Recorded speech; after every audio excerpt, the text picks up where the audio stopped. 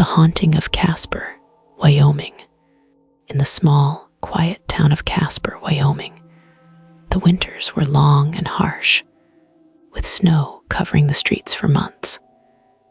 People lived simple, peaceful lives, but there was one secret the town had kept hidden for decades, one that no one spoke about, even in whispers. It all began one frigid December night, when a family moved into an old, abandoned house on the outskirts of town. The house had stood vacant for years, its creaky wood and darkened windows telling tales of neglect. Yet, for reasons unknown, the family, eager to escape the hustle of city life, found comfort in its isolation. Little did they know, the house had a past that would soon come to haunt them. On the first night, the family slept soundly, despite the eerie stillness surrounding them. But by the second night, things started to change.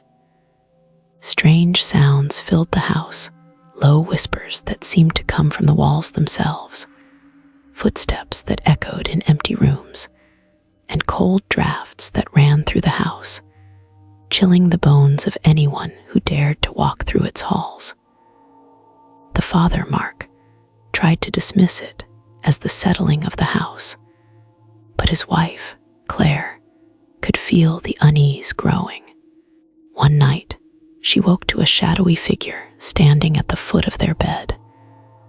The figure was tall and slender, wearing a tattered coat, and its face was obscured in darkness. Claire tried to scream, but her voice was lost, trapped in the suffocating silence of the room. The figure slowly began to move toward her, and as it did, the temperature in the room plummeted. Claire's breath came in icy bursts as the figure reached out, its cold hand grazing her arm. The touch was like death itself. When she looked up, the figure was gone, but the feeling of being watched remained. Terrified, Claire woke Mark, but when they checked the house, there was no sign of the figure. The next morning, the family sought answers. They reached out to the town's oldest resident, Mrs. Winters, a woman who had lived in Casper her entire life. When they told her about the strange occurrences, her face went pale, and she leaned in close, whispering, "You've awakened him." She explained that the house had once belonged to a man named Elias Durrant, a reclusive miner who had come to town seeking fortune. Rumors said Elias had found something deep in the mountains, something ancient and powerful. But when he returned, he was never the same. He grew mad, obsessed with the shadows and whispers that filled his mind. Eventually, he vanished, leaving only his belongings behind. But it wasn't long before people started noticing a strange presence in the house, one that would grow stronger over time. The family, now terrified, tried to leave, but the house wouldn't let them. The doors wouldn't open, the windows wouldn't budge. They were trapped, and the figure from their nightmares was growing stronger. It wasn't just a ghost, it was something much darker, a being that had been awakened from a long slumber. Desperate, Claire took a photograph she had found in the attic of the house, a picture of Elias Durrant. She showed it to Mrs. Winters, who gasped. "It's him," she whispered. "He was never meant to leave this place. And now he's coming back, seeking those who disturbed his slumber."